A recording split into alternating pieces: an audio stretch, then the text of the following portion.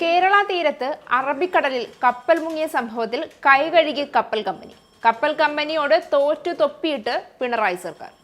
കേരള കടൽ തീരത്ത് വലിയ പ്രത്യാഘാതങ്ങൾ ഉണ്ടാക്കിയ മത്സ്യത്തൊഴിലാളികളുടെ ദിവസങ്ങൾ നീണ്ട വരുമാനം മുട്ടിച്ച് പട്ടിണിയിൽ കൊണ്ടു ചെന്നെത്തിച്ച കപ്പലപകടമുണ്ടായ കപ്പൽ കമ്പനിക്ക് മുന്നിൽ നിന്ന് ഒഴിഞ്ഞ കൈയുമായി സംസ്ഥാന സർക്കാരിന് മടങ്ങാം. ആദ്യം മുതൽ തന്നെ ഈ നടപടിയിൽ സംസ്ഥാന സർക്കാർ കാണിച്ച അലംഭാവം ചെറുതായിരുന്നില്ല. കോടികളാണ് ഇത്തരത്തിൽ കൃത്യമായി വാദിച്ചിരുന്നെങ്കിൽ കേരളത്തിന് ലഭിക്കേണ്ടിയിരുന്നത്. അതാണ് പിണറായി സർക്കാർ തുലച്ചു കളഞ്ഞതെന്ന് പറയാതെ വയ്യ.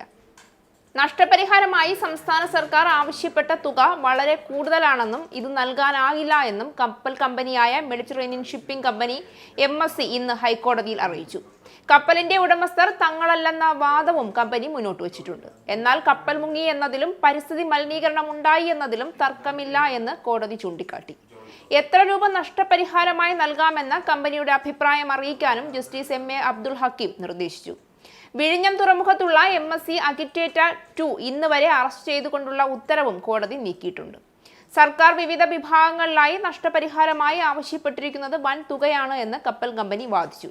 ഇന്ധന ഓയിൽ ചോർന്നിട്ടില്ലാത്തതിനാൽ സമുദ്ര ആവാസ വ്യവസ്ഥയ്ക്ക് പ്രശ്നമൊന്നും സംഭവിച്ചിട്ടില്ല എന്നും പ്ലാസ്റ്റിക് പെല്ലറ്റുകൾ കരയ്ക്കടിഞ്ഞത് പരിസ്ഥിതി പ്രശ്നം മാത്രമാണ് ഉണ്ടായതെന്നുമാണ് കമ്പനി വാദിച്ചത്.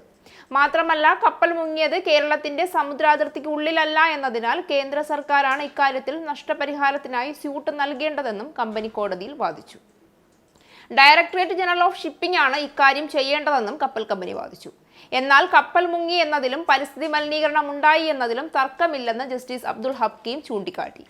എത്ര അളവിൽ പരിസ്ഥിതി മലിനീകരണം ഉണ്ടായി എന്നതാണ് തർക്കം. പ്ലാസ്റ്റിക് തരികൾ കടലിൽ നിന്ന് ടൺ കണക്കിന് ശേഖരിച്ചതുൾപ്പെടെ ചൂണ്ടിക്കാട്ടിയായിരുന്നു കോടതി ഇക്കാര്യം വ്യക്തമാക്കിയത്.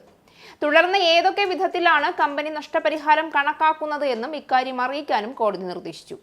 നേരത്തെ കപ്പലിന്റെ ഉടമസ്ഥർ തങ്ങളല്ല എന്ന് കോടതിയിൽ നൽകിയ എതിർ സത്യവാങ്മൂലത്തിൽ കമ്പനി വ്യക്തമാക്കിയിരുന്നു. ഇക്കാര്യമാണ് ഇന്ന് കോടതിയിലും ഉന്നയിച്ചത്. ലൈബീരിയയിൽ രജിസ്റ്റർ ചെയ്ത എൽസ 3 മാരിടൈം കമ്പനിയാണ് കപ്പലിന്റെ ഉടമസ്ഥർ എന്നാണ് കമ്പനി പറയുന്നത്. പാനമയിൽ രജിസ്റ്റർ ചെയ്തിരിക്കുന്ന മൾട്ടി കണ്ടെയ്നർ മാനേജ്മെന്റ് കമ്പനിക്ക് ബെയർബോട്ട് ചാർട്ടർ പ്രകാരം കപ്പൽ വാടകയ്ക്ക് നൽകിയിരിക്കുകയാണ്. MCM കമ്പനി കപ്പൽ നിശ്ചിത കാലാവധിയുടെ അടിസ്ഥാനത്തിൽ ടൈം ചാർട്ടർ പ്രകാരം MSC മെഡിറ്ററേനിയൻ ഷിപ്പിംഗ് കമ്പനിക്ക് വാടകയ്ക്ക് നൽകിയിരിക്കുന്നു. എന്നാൽ കപ്പലിന്റെ സാങ്കേതിക കാര്യങ്ങളുടെയും രാജ്യാന്തര സുരക്ഷ കൈകാര്യം ചെയ്യുന്നതിന്റെയും ഉത്തരവാദിത്തം സൈപ്രസ് കേന്ദ്രമായ MSC ഷിപ്പ് മാനേജ്മെന്റ് ലിമിറ്റഡിനാണ്. കപ്പൽ മുങ്ങിയതിൽ ആകെ 95,031 കോടി രൂപയാണ് സംസ്ഥാന സർക്കാർ നഷ്ടപരിഹാരമായി ആവശ്യപ്പെട്ടിരിക്കുന്നത്. ആലപ്പുഴ തോട്ടപ്പള്ളി സ്പിൽവേയിൽ കേവലം 13 നോട്ടിക്കൽ മൈൽ അകലെ മെയ് 25-നാണ് MSC എൽസ 3 എന്ന ചരക്കു കപ്പൽ മുങ്ങിയത്. ഇതിൽ അപകടകരമായ കാർഗോ അടക്കം 643 കണ്ടെയ്നറുകളാണ് ഉണ്ടായിരുന്നത്.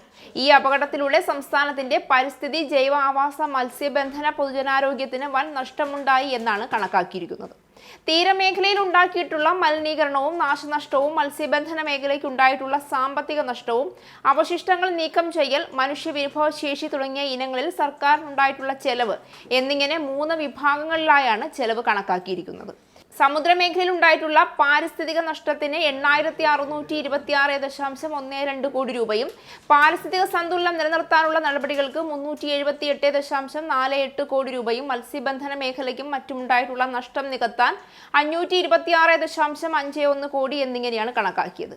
ആകെ 95,031 കോടി രൂപ സംസ്ഥാന സർക്കാർ ആവശ്യപ്പെട്ടിരുന്നു. അതാണിപ്പോൾ തരാൻ കഴിയില്ല എന്ന് വിദഗ്ധമായ മറുപടികൾ കോടതിയെ ധരിപ്പിച്ച് കപ്പൽ കമ്പനി രക്ഷപ്പെട്ടിരിക്കുന്നത്.